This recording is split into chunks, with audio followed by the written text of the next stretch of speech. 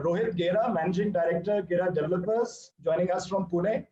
Welcome, Rohit. Rohit's a stalwart in the real estate industry, and we'd love to hear his thoughts, in the next few hours around some of the areas I mentioned. We have Rakesh Reddy joining us from Aparna Constructions, Director over there in Hyderabad. Aparna, as you know, is a large residential real estate player in Hyderabad since many, many years. Satish is joining us from Director Casagrande, joining us from Bangalore. Siva, Managing Director, Residential Services at JLL. Siva is again a very, very old and experienced hand in the industry, extensive experience across residential and commercial asset classes. And Mohit Goyal, CEO at Omax Limited, joining us from NCR. Welcome all of you to the panel. I'll straight away, get into the discussion now.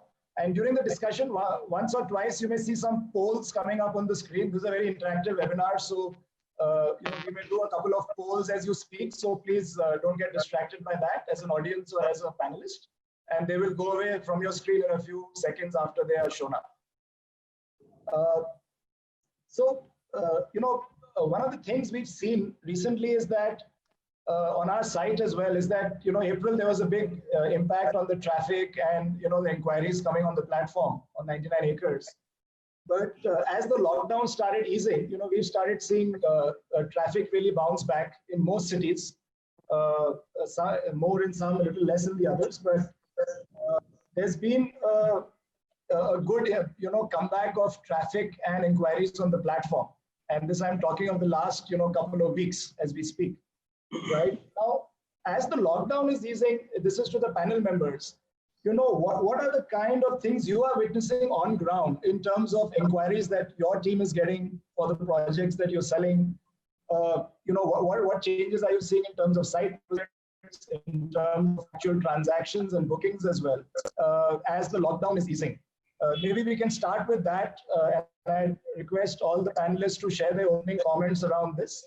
And then we'll get into more specific questions along the webinar.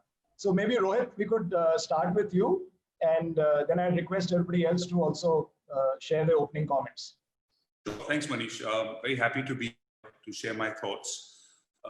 I think before I actually go into what we're seeing on the ground, I think I'll just say a couple of kind of headline things that we're seeing at an overall industry level, right? So I think this is the real estate sector is seeing unprecedented headwinds. And in the past, whenever there's been headwinds for the real estate sector, the government has stepped in some way, shape or form and helped the sector.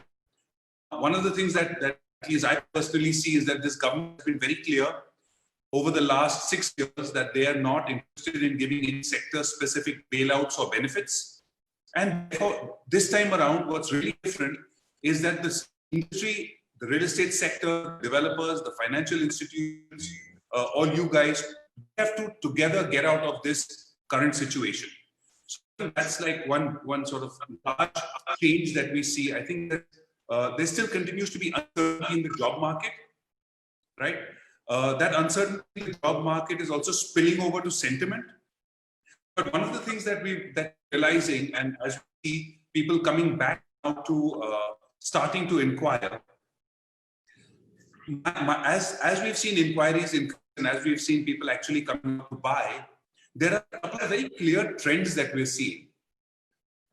We've seen an increase in people inquiring through our online channels. We've seen an increase in people who are coming in through our channel partners. And there's virtually a halt in people just coming randomly driving by. That used to be a part, people driving around, let's go and knock on, into this project, that has virtually come to a standstill. One of the other things that I found is that when my sales is talking to customers, and we're trying to get a sense in terms of where they're at, they have largely zeroed down on lesser number of developers.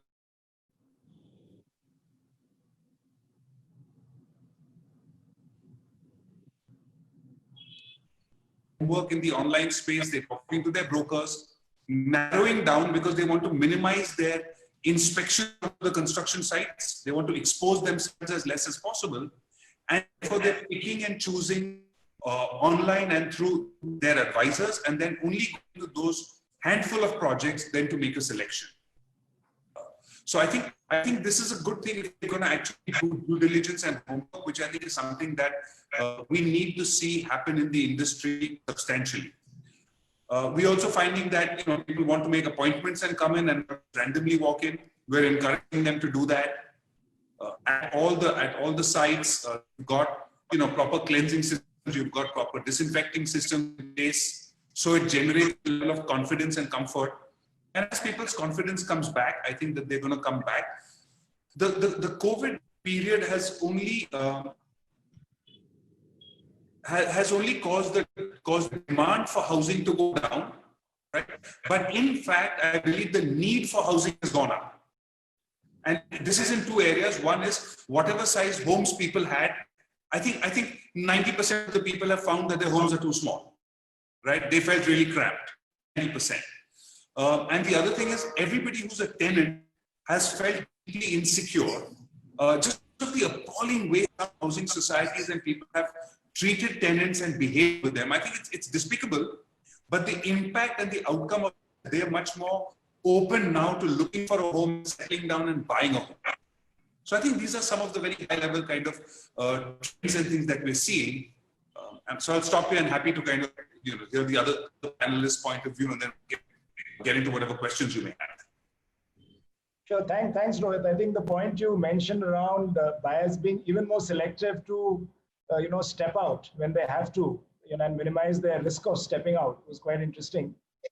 That's something which earlier we would have never thought people would think like that, but now people are being very, very more choosier, and that has an implication also maybe on consolidation in the market perhaps at some stage. Some of it we were seeing already in the past. Siva, coming to you, your opening comments on how with the lockdown easing, what are some of the changes you are observing in the recent past? Thanks, Manish. We've all, in the month of March, April, May, we were all saying that a lot of gut feeling around us saying that the biggest beneficiary is going to be housing, and we all thought that it'll pick up. So this is all our gut feeling based on certain perceptions saying that there is an urge or desire for the customers to have a self-owned home. So that was one prime movers in that point of time. Interestingly, what we're seeing on the ground for last 30 to 45 days is similar. And different cities are reacting differently. If you see Bangalore, the activity levels are much better than any other city. Hyderabad, Pune to some extent is also showing signs of activities. I would put it this way: wherever there is IT, ITS, pharma, FMCG kind of a focused employment, the housing is coming back, sure. And I would rate, for example, Bangalore, if you see pre-COVID days, it was 100 units. I think we touched close to about 40 to 45 units last month. And even if this continues this month, 1 month's time, and if we are increased in renewed activity, we can safely say that a trend is emerging towards housing. But to be fair, is that what we all thought, saying that it might take some more time to bounce back. There'll be some pause, increased constraint in terms of job cuts and salary cuts. Will have a huge impact on housing. May not be the case. You might see a better bounce back in a better timeline. And as the inquiries are concerned, interestingly, the inquiries have gone up. And some of the cities like Bangalore, Chennai, Hyderabad, the virtual site visits have come down actually. That's an interesting thing. People are willing to come and see the site. And as Rohit rightly said, there is confidence in the customers to come and see the property. And interestingly, if 10% used to be the conversion ratio pre-COVID from inquiries to site visit to a conversion, that percentage has actually gone up in terms of site visits to conversion. So that is also an important thing. So which means that the cost of leads have gone up. So the customers who are actually calling up and asking for properties are not doing a window shopping. So that is also an important thing which has happened in the last 45 days. But as we progress, that old ratios of 10% will come back. But today, the inquiries are qualitatively much better than what was seen 3-4 months back, and the conversions are also pretty good. And there are a lot of scenarios. Like, for example, some of the customers are looking at larger sizes. Some of the customers are looking at going to a peripheral area so they can get the benefit of larger sizes. So the things are pretty warming up, better than anticipated, and things can go better as we move forward. Okay, that's quite heartening to hear from you, Siva, that you are seeing better, some of the metrics improve and more inquiries and physical site visits also starting to improve. Satish, coming to you, your opening comments on the topic of how are you seeing changes in the recent past when the lockdown is extended? How is that playing out in your area in terms of inquiries, in terms of buyer sentiment, in terms of their buyer behavior? What are some of the changes you are seeing? Yeah, thanks, Manish. Respects to all the panelists, and hello to all the viewers. I would like to start off by saying that, see, whenever something very unnatural happens, the first thing that it does is to challenge the status quo of anything, right? So the moment the status quo is challenged, it creates a lot of effects. And the moment these effects come into place and impact come into place, one gets thinking and one gets a lot of questions on what's going to happen, right? And I think that's what is happening to us right now also under the COVID situation. A lot of home buyers, I mean, when you look at it from a customer behavior demand perspective, I would like to categorize demand into 3 aspects. The first one is erosion of demand. Second is maybe suppressed demand. And the third one, more obviously, is the active demand, right? So now when I talk about erosion of demand, maybe the COVID impact on a few people and a temporary impact. Some of them have a temporary impact, some of them have a little lasting impact, but the temporary impact can come back. Now when I talk about suppressed demand, I'm talking about some certain basics that are still yet to come back and get this whole thing going, right? And when I'm talking about active demand, I'm talking about people who already evaluated homes, who are just there on the periphery, who are looking to go in, right? So when I talk about suppressed demand, I'm saying that this demand is the major area where most of our demand is sitting in here. When I come to a builder perspective, this is what we look to see how to encourage customers to come forth on these aspects, how to move from a structure to an active and then go ahead and make a decision, right? And from a customer perspective, if he brings all his points onto the table, and if he brings, and in such situation, he's more concerned and he has a lot of worries, he has a lot of questions. If he brings all those onto the table, and if the developer is actually in all earnestness getting to solve these concerns for him or enabling his going forward, I think things will smoothen out. So there are a lot of factors that have influenced demand and that are influencing right now. Maybe even if you look at people who stayed, I mean, everybody stayed in the lockdown. So what were their experiences during lockdown? What was available in their community? What was it that were their immediate challenges?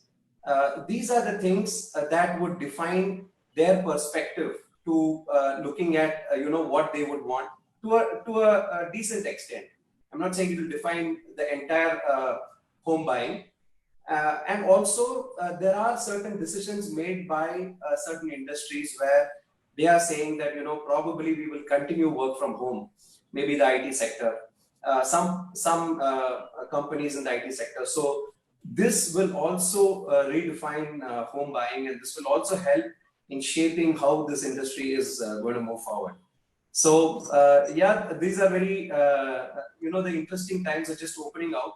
I would say that, once we've come out of the lockdown, and especially in Bangalore, we see everything is open, including malls, and we're seeing even the shops open, and public transport is open. So we are looking positive. Yeah.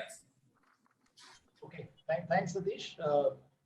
Let's hope. I think Bangalore's been a little ahead of the curve in terms of, containing the virus as well as opening up. So I think that we are seeing on our website as well. The traffic on Bangalore has bounced back much more in a bigger way compared to other cities and a little earlier.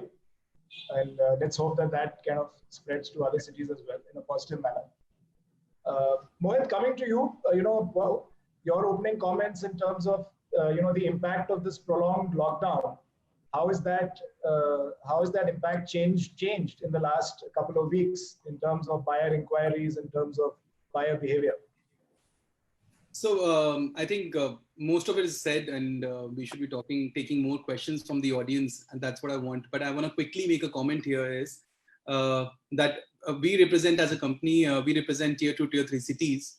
The kind of impact Corona had on metros, if I'm going to say it is 10 on 10 there, tier 2, tier 3 cities, the impact of Corona is probably 3 on 10. We are not having conversation of Corona cases as such there. So people are not scared of Corona, but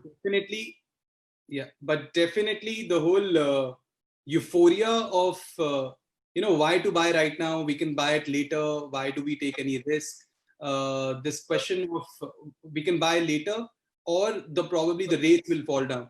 These are the two things which is happened because of Corona. Otherwise, we are living in pre-COVID stage only. These two questions were not there pre-COVID. So if any person can answer these two questions, I think we again go back to pre-COVID days. So we answer it very simply that, all these good brands who are doing construction, who are able to do construction at the site, of course, post-lockdown, I don't think anyone's going to reduce prices. And this is going to be my good advice or probably some sort of a comment, or that please be careful if any developers reducing 15-20% rates and trying to offer and lure customers to them. Just be careful. I mean, just go with the branded developers who are doing good deliveries and who are doing construction at their site. And next important observation is that people are preferring low-rise residential, low-rise product, which I'm talking about plots, villas and floors. Integrated township is coming up as a demand because of all this. So I think, that's about it from my side. But this is the best time. I would not say this is the best time. If you answer these two questions, I think this is the best time to buy a house because we are sitting at 7% interest rates, the best in last 15 years. Great times to buy. Thanks, Mohit. Thanks for those very brief but very relevant comments. I think we'll discuss a lot on prices. We're getting a lot of questions around prices, Mohit. So as we get on with this webinar, we will certainly talk a little bit more in detail about that. Rakesh, coming to you, your quick opening comments, and then we'll get into the Q&A round. Yeah, I mean, as far as Hyderabad was concerned, every time we were poised to do well, we always seem to find ourselves in trouble. Back from 2009 and then 2013, 14, and then the last 2 years have been really good, and then suddenly this happens. So April was bad in terms of numbers, whether it's inquiries, site visits, or even conversions, and that bore the brunt of COVID. But last month, the performance was really good, much better than expected. The number of inquiries went up drastically. Like Shiva said, the surprise was the qualitative types of site visits that were happening last month, which led to better conversions.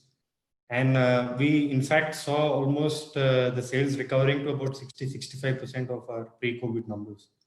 And this month, the first 10 days again have been extremely promising. The numbers in terms of inquiries have gone up. The conversion rates again have gone up. So this month is turning out to be really good in terms of performance, even better than last month. So at least I feel that as far as Hyderabad is concerned, this time we are on a firmer footing because the inventory is very low for the city. And in terms of job numbers, in terms of the fear of loss of jobs, that really doesn't exist much in Hyderabad because a lot of them belong to the IT sector and all working for the bigger MNCs. And these guys have promised them job stability for the next 6 months, 9 months, or a year. So that fear is not there. And it's mostly the end users who are coming and buying the house, not the investors, right? And that's been the story for Hyderabad the last 3 years, and it continues to be the story going forward. So I'm quite optimistic. I think in the next 3 months, Hyderabad should be back to what we were doing prior to COVID. The only caveat is the labor, how fast we can get them back to the sites to start the work. Okay. Thanks, Rakesh. I'll get into the specific questions now that we're getting from some of our webinar participants. Mohit, this is to you. One of the things we have done a survey in 99 acres recently during the lockdown amongst various buyers. These were premium buyers as well as mid-price buyers and affordable property buyers. And one of the things that came out clearly was that almost 60% of them were mentioning that right now they would prefer various ways of doing virtual kind of site visits, right? Because they fear stepping out naturally. But at least while they understand that at some stage they will need to do a physical site visit, but at least from a convenience and a shortlisting perspective, they felt that some 60% of them felt that they would prefer that, right? And we are seeing more and more people getting more comfortable with this idea, both from the buyer standpoint as well as I think from the developer standpoint. Now, what are some of the, are you seeing something similar in terms of the buyers showing interest in your projects in North India? And are you taking any initiatives around this to be able to cater to this kind of a changing dynamic of assessing a project and shortlisting a project? So, honestly speaking, this has become the hygiene now. Pre-COVID, people used to come out to buy a house or to do some sort of research, and a lot of people used to have fun. Okay, let's enjoy and let's talk to a lot of developers. Let's go to sites. Let's see what each and everyone is doing. It was like, of course, very serious buying home, and also they were enjoying that, getting knowledge about how homes are sold and what are the features and stuff like that. So all of that non-serious business has come to the fact that, okay, let's do everything online. Let's try to book everything online. It's almost like you get out of the house for essential business. Similarly, you get out of the house once you've locked down on 2-3 options from 2-3 developers. As Rohit sir rightly said, once he opened his comments, he said the same thing. And he's reduced all of this by being online. I mean, honestly speaking, if there could be some way we can give maximum information to the customer, not coming only from the developer side, probably a third-party person making comments on each and every project, that this project is 7 on 10, 8 on 10, 9 on 10, some sort of ratings can be done for a project and for a developer. It's going to be really beneficial for the customer. So that all his homework is done online instead of, trying to go to each and every site and trying to do his homework himself, which is not just going to the site and taking care of or seeing the construction himself.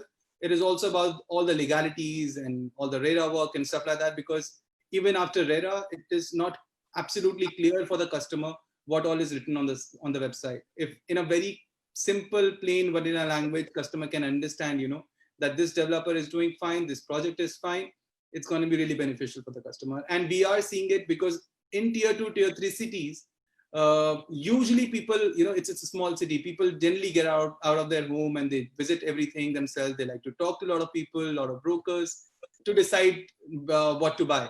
But now they're also going online and checking everything. So it has become a hygiene that people will definitely come online to check everything before they actually come to the site to make the decision. So interesting, Mohit, you mentioned that small cities angle where it's easier for people to know more things in the limited geography of the city. We are seeing, I was telling Satish about that Bangalore traffic is coming back much stronger, right? The other area on 99 acres which has come back much stronger is actually, the non-metro bucket of cities across the country, whether it be North India, South, West, or East. And their traffic, even to our own surprise, actually traffic is really, it's almost now at the same level where it was end of February when, or early March when the COVID thing started. So I won't be surprised in a month or two, it will actually zoom past those levels.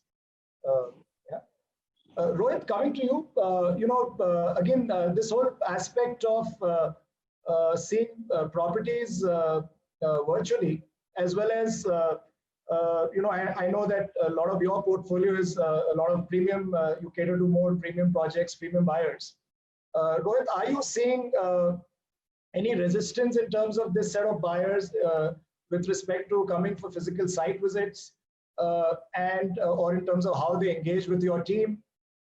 And again, this whole idea of virtually seeing and deciding, is that something which is finding traction amongst the premium buyers in Pune?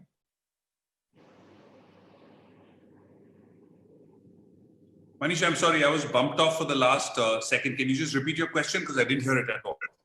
Oh, sorry. So, with your premium portfolio, Rohit, are you seeing amongst premium buyers inclination for virtually seeing projects? And are you seeing a lot of resistance also from these buyers in terms of physical site visits? Because, they may be a little concerned about safety and, hygiene standards. And are you taking any steps around that so that the buyers who are on this call can understand that, what steps are being taken to make sure that their hygiene is their safety is protected when they kind of meet your people or see your projects? Okay, so parts to that question. One is, we have a policy of giving people a free look period even after they buy and they pay and they sign up with us. We used to have a 7-day free look policy. So you can come back within 7 days and no questions asked, just take your money back, right? So what we did is we just extended the free look period. So customers then feel that, okay, we won't come this week, we'll come next week, we'll come in 2 weeks. Then we take a look at the property, and if we don't like it, we can get the money back. The trust factor exists, so they're very happy to do that. So they lock in the unit. But I don't see people buying homes at this stage without actually doing a site visit. And frankly, I don't advise it. I think it's really important that people must visit the site. You can visit once, but you must drive by at least a couple of times. You must observe that there's actually concrete being poured. You must observe that there's construction workers at the site. So I think, and people are getting smarter about this. So I don't think that they're going to buy purely online.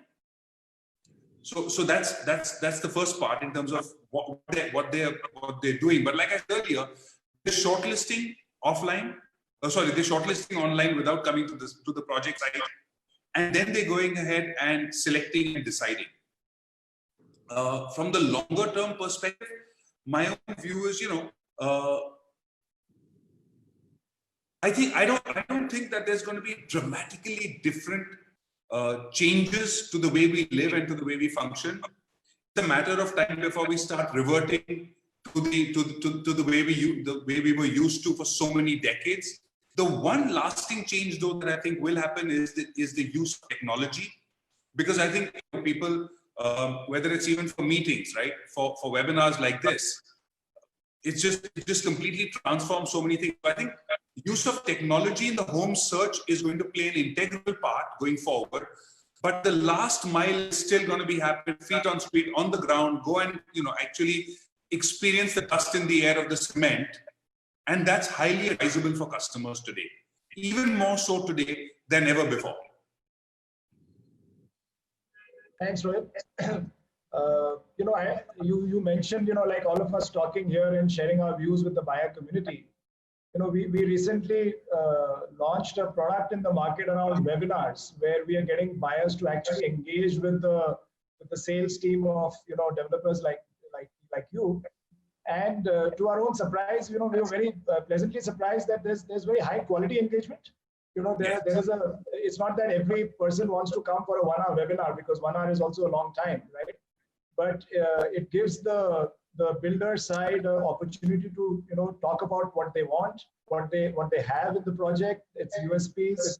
They can show a virtual site visit, and some very high quality questions actually come from the buyers in terms of really understanding their fears or their nitty-gritty. And as you said, it doesn't obviously replace the physical interactions thereafter, but it's a great way to actively engage buyers in a very easy and convenient manner. So if I can just add to that, right? There's basically two different sets of things which a home buyer is looking to get addressed. One set can be satisfied by actually visiting the site. right? Historically, what he would do is he would get the other set, which doesn't necessarily have to be answered face to face, but he would get those answered when he would do the site visit. What we're seeing now is, in a sense, a decoupling of that set of queries, where the few that need to be answered by seeing and visiting the site is happening through that process. And the other very important questions are then the physical interaction is being substituted with the online interaction. The customer still continues to get all the answers that he needs, which is absolutely essential for him to get answered before he buys a home. It's the way he's getting them answered is now slightly different. And that's when I said use of technology is going to be far more integrated in our lives, even for things like this, like you've seen. Absolutely. Yeah, I think I couldn't agree more with you on that. Satish, moving on to you, there's a question from one of the buyers where they're saying that, you know, we're hearing these terms of COVID-proof societies, COVID-proof projects. Sorry, there's this, you know, the results of this poll were there where I think the sentiment that you all were saying are people planning to go for physical site visits, that's kind of starting to play out. More people are, you know, hoping to do that. Coming back, so Satish, you know, this COVID-proof society or COVID-proof projects, right? Now, this is a bit of a buzzword maybe, which has started to take shape in certain parts of the country. And some of the buyers are saying that, you know, we are hearing these terms in sales pitches, in kind of marketing campaigns of certain projects and builders. Now, and they want to hear from you as to, you know, is this something which this concept they should take seriously, or, you know, is it more of a marketing gimmick? You know, do they take it with a pinch of salt? What would your advice be to the buyers? Yeah, so I think when we're talking about COVID proof, I mean, it's kind of very difficult to say that anything can be COVID proof, because any human being is actually, I mean, this is a virus that you're talking about, and anybody can be a carrier. But when you're talking about societies and apartment complexes and stuff that is coming up, I think a relevant amount of, see, this is very precautionary in nature. You can address COVID very precautionary. I don't think even medicine is kind of something that's not yet there for all of us to really feel that, yes, you know, we could just take a tablet and be okay. So when we're talking about a COVID-proof society, I think that's a very far-fetched concept. I think more from a precautionary line, that's fair. Coming to a buyer, I mean, a buyer obviously is going to be evaluating a property from several aspects. I mean, he's also going to come, like I said earlier, he's going to come from the challenges also that he had faced during the lockdown. But when it comes down to these aspects, he's also going to make sure that his property that he's looking for is at least having the basic level of you know, spacing and basic amount of amenities. And those, I think, are going to be the kind of perspective that our buyers are going to come with. So again, coming back to the, is it going to be a COVID-proof society? I don't think so. But I think it can be a lot more precautionary in nature, because nothing from the infrastructure standpoint is actually going towards, you know, making a property COVID-proof. So that's what I think. Yeah, sure. Yeah, I think that's sane advice from you, I think, to the buyers. I think more of a, maybe a marketing. Yeah, and sorry, I'll just add that I think, I mean, today the home buyer has seen enough in the market to really know he's a very intelligent person that is actually coming and talking to us. And he's a person who has experienced a lot of opportunity. There is so much of competition around. So he's somebody who knows what he's talking. So when he actually looks at a particular community and when he actually looks at a particular concept, there has to be really depth into what is being offered for him to really feel that, yes, I'm going to go ahead with this builder or this property. Sure. Thanks, Satish. Siva, coming to you, there's a question around, you know, work from home is becoming a reality for, you know, certain companies, certain employees, certain sectors. right? Now, while nobody knows whether this phenomena will last or not, but certainly currently that's happening for a lot of us. And some of the buyers who are more like working professionals, white collar workers, they are asking that, is it a smart decision right now to look at, 2 BHK plus study, 3 BHK plus study, those kind of configurations, so that, if the need arises in the future, they are ready with a reasonable office space kind of environment working from home. Are you seeing that, is that something you see happening in terms of a trend? And should buyers be cognizant of that when, selecting their, property options in the near future? Good question, Manish. Manish, work from home is going to be a reality. There's no two ways about it. The question here is that what percentage is going to be there? So my sense is that in an organized or a structured manner, close to about 8 to 10% of the workforce will work from home as we move forward. And once the things settle down, you can see about 8 to 10% of the workforce working from home.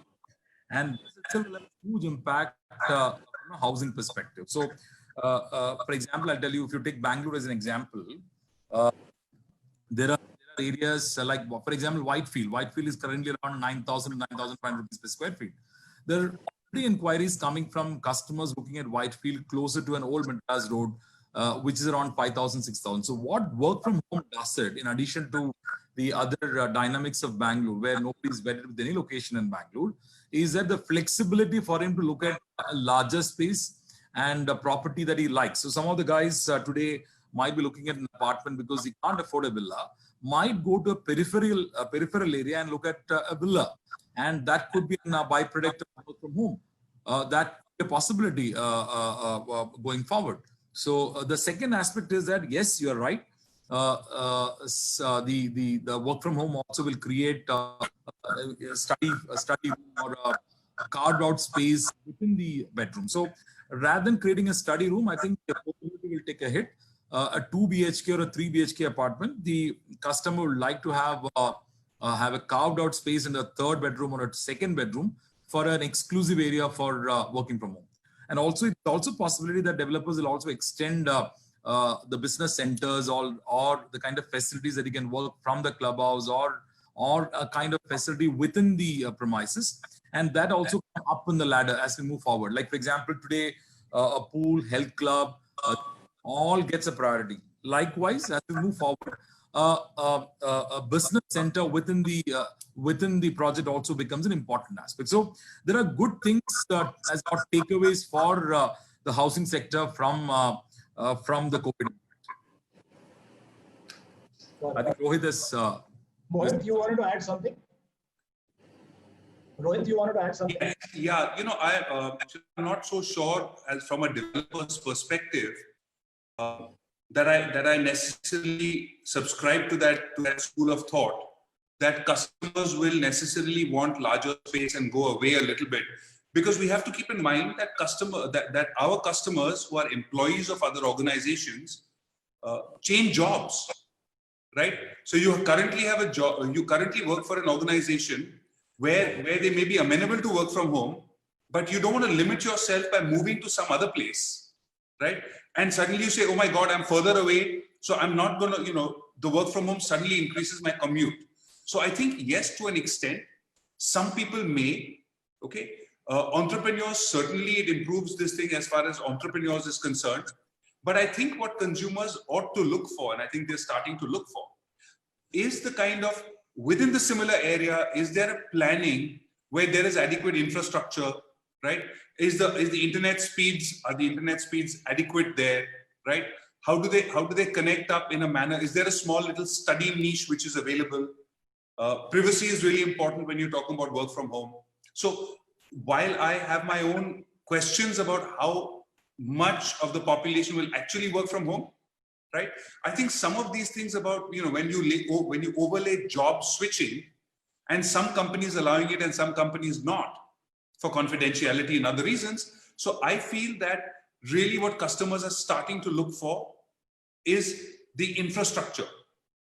We have a development, for example, which has a duplex apartment, 2-bedroom, compact, 950 square feet. We've gone ahead and done a quick revision in the plan and put in a slab in the middle in the upper level and created a little 10 by 10 study area, right? People love the idea, but it's in the same location. It's an extra 100 square feet. There's so many other things which they think about when they're looking, the job, proximity to social infrastructure, proximity to other things in the vicinity, that going away is not going to be determined substantially by the work from home angle. That's just my view. Can I just step in there, Manish? What I Shiva. from that perspective was from a context of Bangalore. So look at the Bangalore perspective, and I don't want to name the corporate. Different corporates have got offices in multiple areas. Somebody will have in Whitefield, they have in Bannerghatta, they might have in Kanak, they might have in Whitefield. So what happens in Bangalore perspective is better with any location per se. So somebody might be working from Whitefield, but by having an office in Bannerghatta might go to at some point of time. So my point was that today they're restricted to buy an apartment or a smaller space because of the cost scenario. So when work from home becomes a reality, about 8 to 10%, even if there is a movement of 7 to 8% in terms of work from home as a reality, I think forward people might look at a larger spaces, look at an independent house or a villa with all infrastructure in place. I'm talking about a perspective from somebody in Whitefield who's currently paying about 9 to 10,000 rupees per square feet might look at maybe a slightly not very far off location like an old Madras road. At about 5 to 6,000 rupees, they might get a larger space. So these kind of smaller, subtle changes might also happen in the housing phenomenon. This was why. Yeah, I guess some of these things will also play out a little differently depending on the city and the price point that one is talking about. Rakesh, coming to you, one of the fears that one of the buyers has expressed from I think Hyderabad itself, and that's why I'm addressing the question to you, is that they fear that a lot of the delivery of the projects will get delayed given the lockdown happened and there's news of real estate sector being under stress. And so they are wondering that some of the under construction projects, what kind of a delay would they see? And, can they feel confident that whatever timelines, builders have kind of promised earlier for the projects to be delivered, will those timelines see a significant change or just a small change or no change? Your views on that? I wouldn't say no change. There will be some change, but then a lot of it is blown out of proportion in terms of the impact and projects being delayed by a year or more, labor not coming back. I don't think that's the issue. I mean, that's the case as well. In the last 2 days, we have seen quite a substantial number of labor coming back to our site, and that's only going to go up going forward. As far as we are concerned in Hyderabad, for our sites, we are planning to have full strength labor the second week of July, which means that from the 22nd of March till about the 2nd of May, when the lockdown was in effect, and we virtually didn't have any work to do. Then from 2nd of May till about 15th of June, when we have about 50% capacity. So when I see that, again, and depending on the stage of the project, if it's more towards the finishing stage, I think once the labor is back to full strength, we can work double shifts and then try and complete it on time without any delay. But if the project is at the starting stage, so taking into account all this loss of time, we are looking at probably about 3 months, 3.5 months tops.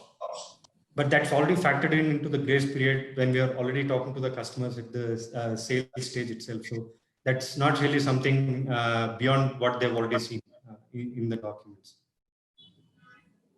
That should be quite reassuring to a lot of the buyers listening to you.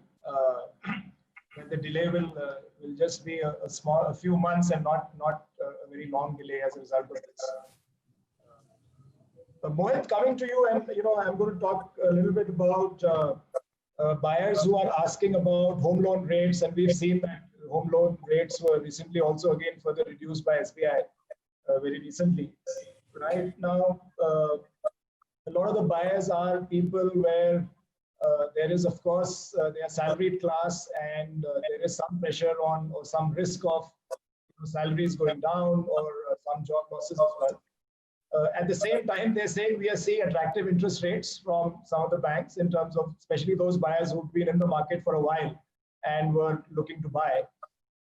And they would want your advice as to how should they take the bait now in terms of taking up the low interest rates in home loans, or do you anticipate that these may go down a little further? They should wait it out a bit. What would be your point of view on that? I think, buying a house and especially on loan. So now I'm answering a question when a person is buying a house and taking a home loan. So his vision is long term. He's not a person who's just buying it for a year. So for him, I think any time is a good time. These are the rates which are the lowest in the last 15 years, and there is the only thing the RBI can do or the government can do, and they're already sitting at the best times. I don't see a lot of scope to reduce it further. I'll be happy if they reduce it further, but I think they've done their best to create the environment and to create the platform where the sale purchase should happen. And it's an absolutely good environment for real estate. I think they should definitely go ahead and buy it, because I'll give you a simple mathematics. If he gets a home loan around 7%, 2.5%, he can get rentals. So practically speaking, he's paying a 4.5% to 5% from his pocket. And if he can see that in the next 5 years, so there'll be an appreciation of say 10% per annum, he's going to make a profit out of it. Even if he is an investor, and I always say that an end user is also an investor. No one's sad if he sees that, okay, I bought the house for myself at 100 rupees and now today it is 150. He'll be very happy. So I think for anyone, whether the end user or an investor, it's a great time to buy. He should just be looking at the brand and what product is he buying. So the advice is not to, this is to the buyers on the webinar, that, don't worry about interest rates going a little bit plus 0.1% or minus 0.1% further. If you're planning it for your own use, look at the right product, look at the right builder, and take the decision on your personal circumstances rather than anything else, trying to second guess the market. And Mohit, to your point, I think we were looking at some rental yields data on 99 acres on the residential side. And interestingly, we noticed that while rental yields in India are still low, especially compared to other countries, but there has been, I think, a slight increase in that compared to where they used to be 2 years ago, 3 years ago. At least the data on the site is pointing to that. These are, of course, ask rates of rentals on which we do this analysis. I don't know whether you observe that locally in the markets you operate in as well. So I can actually talk about my markets. I mean, Delhi NCR and also Lucknow, Allahabad, Chandigarh, Ludhiana, Indore. These places where we work, we've seen rentals kind of increase by 20-30% in the next 2 years. In the last 2 years, 20-30%, which is a phenomenal increase in terms of the rentals. And that's why I'm able to say that I'm looking at rental values of 2.5%. Generally, it used to be around 2%, 1.75%. Yeah. Satish, coming to you, one of the buyers is asking that, they know that there are certain kinds of deals, etc., that builders are offering in the market, right? Now, what they're confused is that, can they expect real deals, or are these more like, beneficial payment plans, right? So, do you see that, should buyers take up these beneficial payment plans where there is kind of staggered payment, or, you pay a little bit upfront and then you pay the rest once the property is delivered? There's some kind of plans like that floating in the market for certain projects. And then, of course, there are certain upfront incentives and deals as well. So what should the buyers make of all these kind of incentives? And they keep seeing marketing campaigns around this. How should a sane buyer really look at this? What would be your advice to them? So I think presently when if you're talking about sweetening of deals, I'm sure that is going to happen. But if you're talking or if there is an expectation of a dramatic drop in price, I don't think so. Because I don't think anybody is going in with that kind of a perspective. So for home buyers, what I would say is deals are going to be sweetened. We're going to I'm sure the developer community is going to kind of try and understand where customers are coming from, what their pain points are, and what's actually stopping them from going ahead and making those decisions, cutting that final check.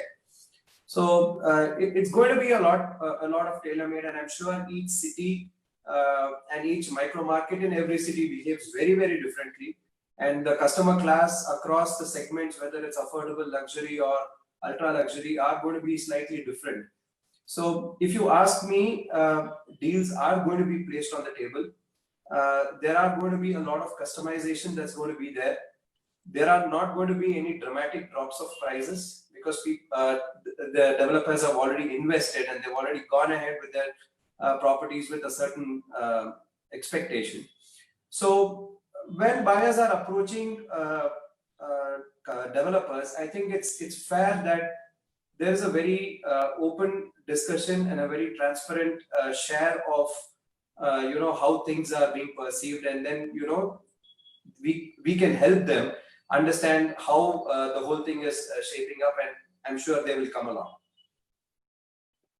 Okay, got that. So I think message to the buyers is not to expect any high kind of drop in prices. And Can I come in? Yeah, Rohit, please. So on the on this price reduction, right? There's been a lot of talk that's going on, and I think it's important. And I think that it's important that we respond and we address it very squarely, right? If you look at the last 5 to 6 years, there's been a large number of literal earthquakes that have shook the real estate sector. Okay, as a result of this. There has been no increase, and in fact, there has been a gradual drift down of prices across the country. Some are more, some are less, but there has certainly been a gradual drift down. When you layer on top of this the inflation costs that developers have had to incur, that has shrunk margins even more. As a result of slowing down sales, those developers who are liquid and have had to borrow money and construction finance, that's added to our costs even further. Right? Let's layer on top of this, GST came along and the government came up in the act with this anti-profiteering rule and then took a stick and beat everybody and said, bring prices down, bring prices down, bring prices down, pass on the benefit to the customers. We all did. And then the government went and changed the rules on the real estate sector and suddenly said, oh, we're bringing down GST rates for customers. You can't pass through your benefit. So the GST cost that we used to pass on to the customer has now also been loaded onto the real estate developers. Okay, so we need to look at this to say logically, where does the price cut actually come from? Now, if somebody's made a mistake, bought some piece of land at some absurd price, expecting something to rise and do something crazy, and he's borrowed money and he's in distress, then the banks are going to come and they have the right to come and foreclose on those projects, and the bank should certainly go ahead and do that. Right? But let's just keep one thing in mind, right? Everybody who's bought a home, the moment he buys a home, he wants the prices to go up. But every other person who wants to buy a home is rooting for the prices to come down. Okay, so this is just our natural desire that we want to see the prices come down, those of us who are wanting to buy a home. But please do the assessment logically, step by step. I see one of the questions, and I'm going to take another minute and answer it by Mr. Harinder Singh, who says, is there any project in which the developer doesn't keep a margin of over 300%? Right? Please look at the balance sheets and the results of so many listed developers, right? Just do the mathematics and you'll find that this 300% returns is just, it's a pipe dream. Okay? I'll also tell you this, speaking on behalf of all developers in this country. There is not one developer who gets any joy of defaulting on a loan, not delivering to his customers, not paying his contractors, not paying his employees, and holding on to high prices. Okay, none of us want to do that. There are other systemic problems, and I will name just one.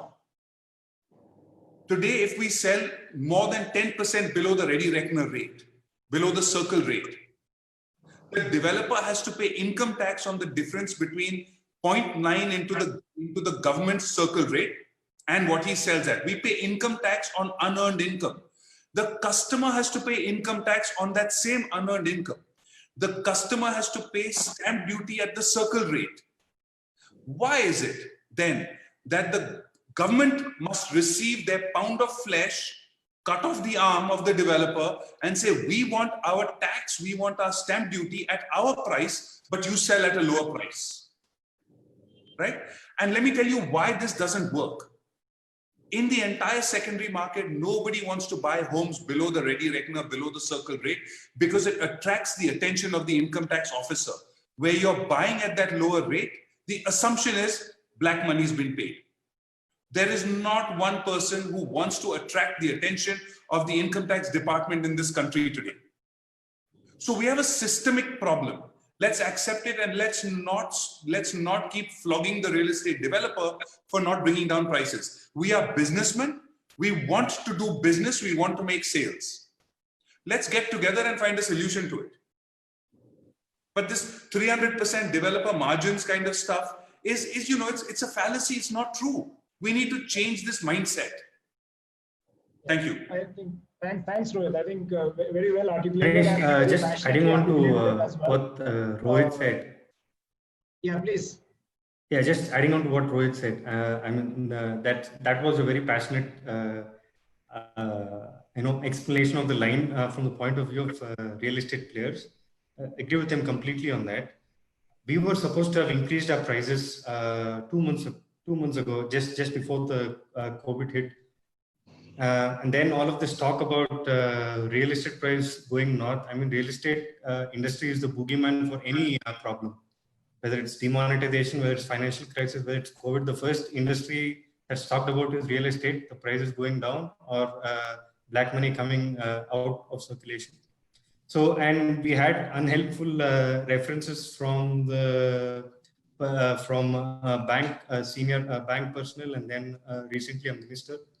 And then all of this spread out, and then people again talking about prices going down. So what we did was we went ahead beginning of this month. We gave full page ads in the papers saying that we're going to give price protection guarantee to all the customers who are going to buy from us from now until the end of December. And we went ahead and increased the prices across the board for all our projects from between 100 rupees to 300 rupees a square feet starting of this month. So that's in a way to preempt again all of this discussion about prices going down, and then help those customers who have this in their mind to whether to buy or not to make the decision and come and buy. Thanks, Rakesh. I think so. Price protection plans is a way to ensure that people are not speculating or worried about prices. Interesting idea. It's great to hear that. I think there are a lot of questions around prices, but I'll just try and club a few of them. One of the gentlemen, Silva, maybe this is for you. He was asking about whether the price changes, if you anticipate any. Do you see that playing out differently in different cities in India? Do you see prices in certain cities to be stable, in certain cities to go up, down? Are you observing, or do you anticipate anything like that? This is likely to be from an investor, because the question kind of is obviously not. No, I completely agree with Rohit. Whatever he said is just a moment ago. And the room for cutting in terms of the price point is extremely, extremely limited. I'll just give an example. At a 3,500 to 5,000 rupees per square feet, where is the room to cut price? It all with absolutely no room. In fact, rightly so, from 2013 to 2020, the sales have been sliding and the market has not been great. And we have 3 tsunamis in between. We had a demonetization. We had one RERA. We had GST also in between, and now that we have another one, the bigger one, which is COVID. And if you absolutely right with, if you take the inflation-adjusted price point, actually the prices have actually gone down, and some of the developers are working at 7 to 8%. I'm being very clear, 7 to 8% margins. If you pay tax after it, and it's very, very minimal, and even that gets wiped off when the sales velocity goes down. And there could be some cases, some micro markets, some premium housing, some certain cities where he's at a very, very high manufactured price point. There could be a possibility of price cuts. Even today, when the transactions are happening, developers are giving price cuts, and that's a reality. And they're giving about 7 to 8% price cuts. It's not, they're not giving because they want to give. There is no room to give, but still they're giving so that some cash flows comes in, momentum picks up and moves on. That's the only point. So the room to cut is extremely, extremely limited today. That's the reality today. Also, I'll tell you, and just to add to the one question which you asked on the rate of interest. Rate of interest going down is extremely good thing for housing sector, and that's one of the important aspects of COVID impact. But for COVID impact, I don't think the RBI would have cut down the repo or reverse repo rate, and I don't think so. It would have gone to this level. And what it makes the customers to trigger to look at a purchasing decision. Also, it increases the affordability. It helps him look at a larger property and also a property of his size and range. I don't think there is any room at any city, for that matter, with exceptions in certain micro markets where probably the developer is sitting on it at a higher pricing, but inherently or on the back side, this is actually eating up his profit margin. So there could be reasons, there could be cases, very stray cases, but overall, if you ask me, it's extremely limited as far as the pricing coming down. Got it. Thanks, Siva. Yes, Mohit, please go ahead. I'll quickly just tell our viewers, in fact, please be very careful from the developers who's going to give you a lot of discounts and crazy schemes. हाथ जोड़ के मेरी विनती है, बाद में please real estate में मत चिल्लाइएगा कि रियल एस्टेट वाले ऐसे, रियल एस्टेट वाले वैसे. That's it. Okay. Mohit, there's a question from you, and I'm kind of directing this at you because this looks like somebody. This is for somebody from Lucknow, and one of the things that we were observing on our site, as I was telling you, is demand coming back faster in the smaller cities outside the larger metros, right? Are you seeing a similar trend in your portfolio of projects you have spread across NCR, Lucknow, Chandigarh, Allahabad, etc.? So a big metro and a lot of smaller cities. Is that an observation you're seeing where demand is coming back faster in smaller cities in real terms, in terms of site visits and transactions? Or is that not really playing out that way? Really, that's absolutely, it's clear cut. I mean, there is no assumption at all. I mean, the tier 2, tier 3 cities, in fact, I should not say this, but as soon as the partial lockdown got instigated in the cities where we are present, that's when only our site visits started. They did not wait for the full lockdown getting over. So tier 2, tier 3 cities, they're not getting worried, and there's no euphoria of the fact that the people are scared of COVID because you're not seeing a lot of cases there. So that's the reason they're coming back to the sites to buy their whatever product they want to buy really quickly. And I think in the next couple of months, we're going to reach the pre-COVID stage in terms of sales in these particular cities. Okay. Satish, quickly, I'm going to have to step aside. So I just want to thank Rakesh. Thanks. panelists, Mohit, Rohit, Satish, and Rakesh, lovely having you. See you. We'll catch up later, Rakesh. Thanks. all right, thank you. Satish, this is a question from an investor, and again, the typical question around, is it a good time to invest? And I think this investor is particularly talking of options in Bangalore and Chennai, and hence I'm directing this to you. This is any advice you'd like to give to the investor, community in Bangalore and Chennai who've been investing in, let's say, residential or commercial options in the past. as to whether this is the right time to invest or should they just wait this out for a while and then come back to investing in real estate? Bangalore and Chennai especially. So I think this is the best time. And I mean, if you look at how things are going to go from here, I'm sure as days go by, developers are going to get into launching more projects and going to relook at prices and other things. So if there are investors who are looking at properties in Chennai and in Bangalore, this is the time that you can come and have a discussion openly with your developer, because I'm sure that we can work out best deals or whatever that they are expecting. Now, when having said this, I'm also wanting to make it very clear to everybody in the market, saying that like everybody, all the panelists also shared that there is a certain scope to which this would go out, right? And there is a certain extent to which this would go out.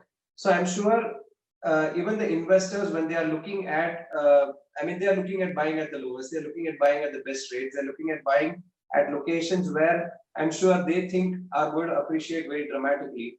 And these are locations that are already out there. So if they are coming onto the table today, I'm sure they will be able to get a very good deal. So I would encourage them to come forth and have discussion with their developers right away. Okay. Rohit, question for you, which is, buyers are asking is when it comes to online kind of transactions, not just online interaction or site visits, is that something which is a possibility in real estate going ahead, where people, in terms of the actual payments, is that something which you see happening, that, not just booking amounts, but also subsequent payments are facilitated online for the set of buyers who prefer paying online? What are developers like you kind of thinking about that, and what would be your advice to them? So, look, I'm glad to hear that question. The fact of the matter is, one of the things that we realize is that when people come and give checks to the developer or make payments to the developer, it takes typically 7 to 10 days for them to get a receipt for their payment. Whereas if they order something on a Zomato or a Swiggy or something like that, they'll swipe $200 and get an instant message. Why should a transaction where you're spending lakhs of rupees take you a week or 10 days to get a receipt? One of the things that we have implemented, and this has been supported by the bank, is we've now set up virtual accounts for our projects. Every customer makes a payment to a separate virtual account for his apartment. You can make an online transfer that instantly gets, we have an API with our SAP, with our ERP system. It automatically enters into our system. There's an automatic message that's triggered to the customer. It updates in my app, and the customer gets to see his statement of account reflecting his payment instantly. So this is already happening. It's happened with a few developers. Some people have already implemented it. Some are in the process of implementing it. I think it's a matter of time before more and more start adopting things like this. But here's the thing. Fundamentally, if you don't have an ERP system, then even if a payment is made online, you're going to need to go back to the manual checking and the manual receipts. And if you don't have that ERP system tagged into your own mobile app, then again, how do you inform the customer instantly? So this is going to start where the separation of developers who have invested in technology, who've got scale, who've got these kind of capabilities and abilities, we'll start seeing that separation, even in terms of the level of service, turnaround times, use of chatbots, for example. Our entire, all developers are supposed to give a 5-year defect liability period under RERA now, right? We've been doing this for 15 years. Our mobile app, customers can actually log in, list their issues, post their issues on the app. 99% of customers are now raising issues online through our system. We've reduced 70% first time inspection just because they put the photograph of the problem onto the app, right? So there is a pretty rapid pace of technology adoption in the industry, but this is happening first at the larger developers who've got the budgets, who've got the scale to be able to deploy tech people, to be able to deploy the technology platforms for these kind of things. So this is not something which is long-term, something futuristic. This is happening now. I think that's great to hear, Rohit, that some of the virtual payment account and APIs and other things that you are doing. I think it's something which hopefully more and more developers across the country will do to just make the whole process much easier, simpler, more confidence building for the buyer. And I think that will also help in building the buyer confidence over the long term. Manish, there's one other thing which I actually wanted to touch upon, with your permission, if I can. Please go ahead. One of the things that RERA solved is that developers were selling their apartments, taking money, and then diverting that cash flow elsewhere. So RERA came up with the solution of this, 70% has to go into a designated account, which has to be used for the project alone, right? Now, as an industry, I wonder why. So firstly, I'm seeing a new problem that will come up on the financial side in the not so distant future. RERA was done on the premise that developers are making sales but diverting the money. My question is, what happens if sales don't happen? Where does the money come from to complete the project? So I want to ask why the financial institutions don't have a differential rate of interest for those projects and those developers where there is 100% financial closure, that this project will not get stuck to completion for a lack of funding. So whether I have pre-sales done, whether I have my own equity, whether I've got construction finance, why aren't banks asking these questions, realizing that there's a lower risk for the customer who buys a project which has financial closure, and where there is a lower risk, give that customer of his, the guy who's taking the home loan, a 25 basis points lower interest rate for those projects where there is financial closure. Because you mark my words, there are going to be more problems where developers don't make the sales, few customers will have bought, and then they're going to be stuck without being able to sell. So I completely echo what Mohit's been saying a number of times. Please be very careful where you're buying. Please make sure that the developer has a track record. Please make sure that there's concrete being poured on the site. And if you're getting a deep discount, be even more concerned and just make sure that the money that you pay the developer isn't going into paying some old loans, some old outstandings, right? And the money will not go into your project. You're better off not buying that home than buying it even at a 90% discount, because your 10% will be at risk. Why take that risk? I think great point, Rohit. I think very, very unique and different perspective on that. I think we are getting a lot of thumbs up. I can see on some of the comments from the panelists. I think that's good to see. I can see that in my panel. This is a live question which has come. I'll just throw it open to any of the panelists, and anyone can feel free to jump in. This is somebody, I think, from Bangalore, I think. So the question is that employers like TCS are allowing work from home till 2025. This might lead to a drop in residential property demand in metros, especially in the IT sector. And at the same time, it may lead to a growth in tier 2 markets, because a lot of the employees of the IT sector come from tier 2 cities. So do you think something like this is likely to happen? That's a question from one of the gentlemen on the participants. So I request anyone to take it, Mohit, Rohit, Siva, Satish. Anyone would like to react to that? I can, but I've spoken a lot, so I'll let one of the other three. No, Mohit, you can say, you can step in. No, yeah, exactly. I would like to listen to you, sir. Okay, so look, I think what TCS has said is that 75% by 2025 or some such number. Okay, I don't think that they're talking about work from home as in work from a different city or a different town. I don't see work from home as being something where you never ever need to come into an office. So I think that's the first thing which we should keep in mind. The second thing which I think about work from home is, this is not a new concept. Okay, work from home has been around for a long time. There is a very strong reason why it hasn't worked so far. Amongst the challenges that I foresee is that work from home when we come into an office, you have a culture in an office, right? That work culture cannot be created if you're sitting remote and sitting distant. You build relationships in an office, and those relationships help lower attrition as well. So I think we will see different kinds of challenges. So I think, is work from home a reality? To an extent, yes. Will companies bring flexibility, allowing their employees to work from home, come back to the office? I think most certainly that's going to become par for the course going forward. But is this therefore going to have this mega shift of people just saying, okay, everybody, let's start working from home? I don't think so.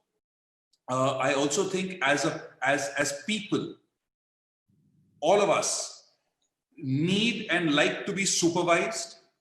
You need somebody to watch over you to say, "Kaam kiya ki nahi kiya?"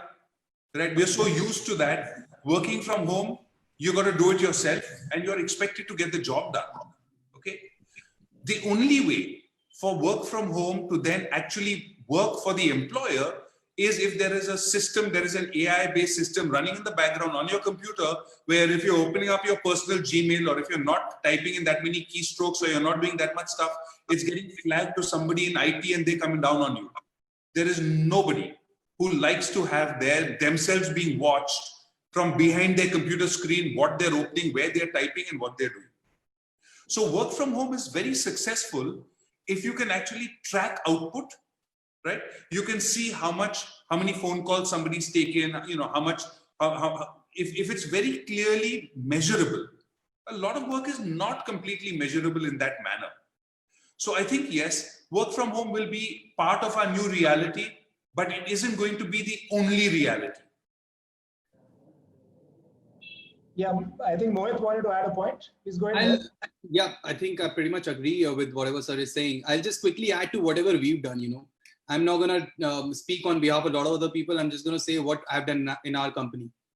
Work from home concept, COVID has made all of us realize that we need to be absolutely cost efficient. So this is work from home is not just coming from the fact that because of COVID we're doing it. We're doing it so that our costs can come down in terms of the office space we're absorbing. Because it has a rental value, you're paying monthly rentals. So in our company, I'll just give a simple example. 25% people are working from home, and we're going to continue doing so for, I don't know, the next 3-4 years, 5 years.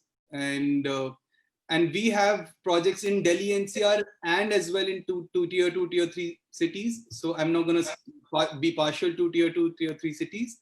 But I am speaking on behalf of a lot of associates which we work with, and there are around 1,500 associates with whom we work with. They are saying that it's having a positive impact in terms of housing demand in tier 2, tier 3 cities. Delhi NCR, and I don't know about metros, Delhi NCR office demand has already fallen, and it is falling further, even though I have projects of office in Delhi NCR. That is what I am seeing. This is the reality, and we have to face it. Got that. I think, even at 99 acres right now, we are, fully working from home. And while we intend to come back to office, certainly in some shape and form, but we are just waiting for the situation to get a little better. And as, with technology and as Rohit was mentioning, being able to track what different employees are doing and the productivity at a daily level or at a weekly level, I think some of these things are getting a little easier to do, which was not possible some years back. Of course, there are cultural nuances. You do want to meet people once in a while. You want to get that team spirit going face to face. But like all of us are chatting here right now, and we are kind of seeing each other and engaging with each other, agreeing to some points, disagreeing to some points. Some of those things have started to happen in our office environment as well, all online. And let's see how that plays out.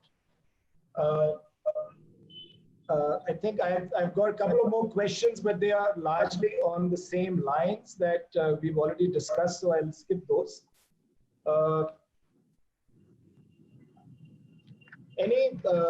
Any closing comments from any of the panelists? Anything else you would like to add, address to the buyer or the investor community? Yes, Mohit.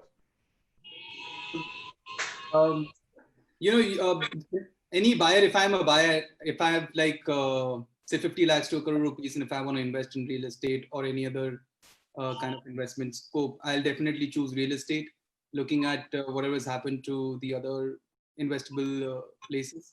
In real estate, if you're going to ask me which is the vertical which I'll go with, I might, so there is office and there is retail and there is residential. I think I'm going to go with a rented property which is already there, or a developer who is about to deliver in the sense, like after a couple of years he's delivering, because I am assuming and hoping that in the next 2 years COVID will become passé and we will be either living with it or we're gonna overcome this.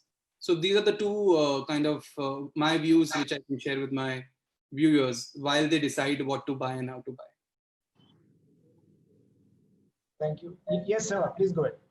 So Manish, I think this is the best time to buy a property, and especially end users, it's a great time. And the housing loan rate of interest housing loan rates have actually gone down. The affordability has gone up. The prices have been not growing for the last 6-7 years. So best time to take this buy. You never know, in 6-7 months time, the prices will start gradually moving up if the sales velocity comes back. And what we're seeing, the trends that we're seeing in the last 2 months become a reality going forward. The sales velocity will definitely pick up, and which will result in prices moving up. Because last 6-7 years, even the prices have been gradually moving, but not to the level of expectation. And it's a matter of time the prices will start inching upward. So great time to step in and buy the property. It's a great trigger, the housing loan rate of interest. As the government of India will also step in and help some more incentives in terms of the principal. All I know is saying no. Let's hope for the best. If that happens, well and good. But otherwise, also I believe it's a great time to look at the property today. Thanks, sir. Thank you. So I think if there are no more questions, I will like to end this. So Rohit, Mohit, Siva, Satish, thank you so much for your time. Thank you to all the buyers and the investors across the country, big towns, small cities who joined this. We had more than 600 people on the Zoom call, and we had many more on our Facebook live feed. We will continue this Reality Buzz series every few weeks or every month, and please do keep joining us for these from time to time. Thank you so much.